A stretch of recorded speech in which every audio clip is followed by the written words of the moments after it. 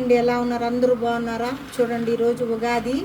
మీకు ఒక రెమెడీ చెప్పిన. ఈరోజు పోలరమ్మకి చాలా ఇష్టం మిరియాలు తీసుకొని 108 మిరియాలు కానీ ఇంకా మీకు శక్తి ఎన్ని ఉంటే అన్ని పిడికెట్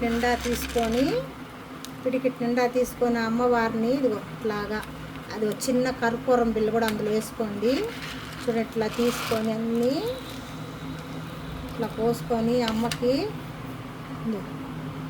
చూడండి 108 మిరియాలు తీసుకొని అమ్మకాడికి ఇట్లా దండం పిడికిలు పెట్టుకొని నీ మనసులో కోరిక, అది ఎలాంటి పెద్ద కోరికైనా సరే కోరుకొని ఈ మిరియాలు తీసుకెళ్ళి అమ్మవారి గుడి ఉంటుంది కదా, అమ్మవారి గుడి కాడ పాదాల కాడ పోసేయండి. ఇట్లాగా పోసేయండి. మీ కోరిక ఎలాంటి కోరికైనా సరే ఖచ్చితంగా నెరవేరుతుందండి.